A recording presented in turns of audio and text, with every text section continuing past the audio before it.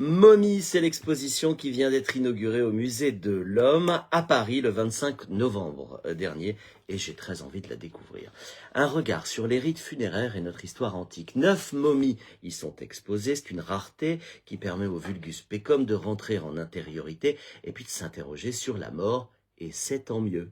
Tant mieux parce que les polémiques se multiplient partout dans le monde sur l'exposition des restes humains, vieux parfois de plusieurs milliers d'années. Tout cela est tendance et nous sommes devenus décidément trop sensibles. Notre temps ne veut plus voir la mort, il la fuit. La crémation permet de ne pas imaginer un corps qui se délite, de ne pas s'imaginer retourner à la poussière. L'euthanasie permet de maîtriser la mort, de la contrôler, de la cantonner à un acte technique, mais un décès, c'est beaucoup plus complexe que tout ça, c'est beaucoup plus intime pour les proches, pour ceux qui restent, pour les médecins, pour tout le corps médical.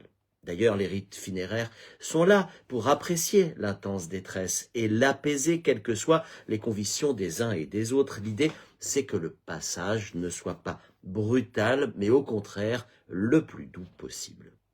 Ma grand-mère avait dit à la naissance de mon aîné qui suivait de près la mort de ma tante, l'une part, l'autre arrive, c'est dans l'ordre des choses. J'aime bien ce terme, l'ordre des choses. La mort, c'est dans l'ordre des choses et il faut la voir en face, ni la maîtriser, ni la convoquer, ni l'attendre, ni la redouter.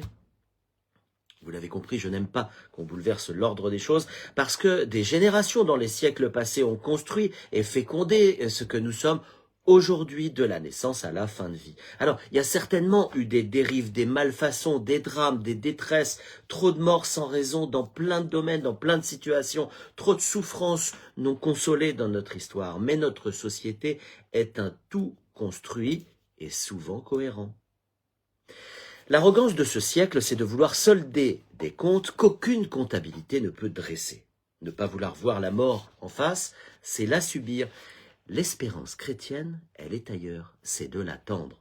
Et pour une raison simple, donner le meilleur de soi-même dès maintenant, en vue de laisser à notre départ le souvenir d'une vie remplie, pleine, entière et féconde.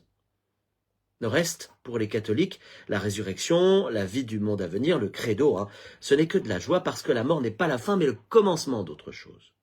Alors, allons veiller nos morts avant les sépultures, chez eux, dans les crématoriums, allons fleurir les tombes, c'est le temps de la Toussaint, passons du temps avec leurs souvenirs. Ceux qui nous ont précédés nous regardent, nous aiment et nous aident, ça s'appelle la communion des saints et c'est très réconfortant.